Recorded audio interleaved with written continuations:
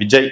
ஏன்னா இப்ப தமிழ்நாட்டுல ரொம்ப பிரபலமான விஷயம் சொல்லிட்டு பார்த்தோம் அப்படின்னா, இப்போ விஜய் மீது பத்தி பேசக்கூடிய அந்த விஷயம் தான் இப்ப தமிழகத்துல ஃபுல்லா போய் கொண்டிருக்கிற விஷயம்.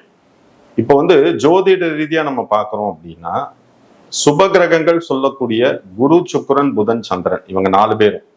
இப்ப இவங்க 4 பேரும் ஒருத்தரோட ஜாதகத்துல வலுவா இருக்காங்க, இல்ல சுப கிரகங்களோட பார்வையில இருக்காங்க, இருக்கக்கூடிய இடத்துல வலுவா இருக்காங்க அப்படின்னா, நிச்சயமா அவங்கள பொறுத்த வரைக்கும் பார்த்தோம் அப்படின்னா ஒரு அபரிதமான யோகம், நல்ல ஒரு சொபிஸ்டிகேட்டட் வசதியான லைஃப்ங்கிறது அவங்களுக்கு கடைசி வரைக்கும் உண்டு. இதுதான் ஜாதகத்துல இருக்கக்கூடிய உண்மையான விஷயம்.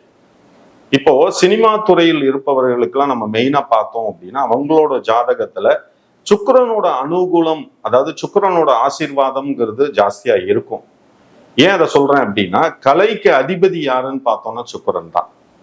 அதனாலதான் பார்த்தோம்னா நடிகர் நடிகைகள் அவங்களோட ஜாதகத்துல பார்த்தோம் அப்படின்னா, கலைத்துறை சம்பந்தமான விஷயங்கள்ல ஒருத்தங்க பிரபலமா இருக்காங்க அப்படின்னா, அவங்க ஜாதகத்தை பார்க்காம நம்ம சொல்லலாம் அவங்களோட ஜாதகத்துல சுக்கிரனோட அந்த அனுகூலம்ங்கிறது ஜாஸ்தியா இருக்கும்னு சொல்லலாம்.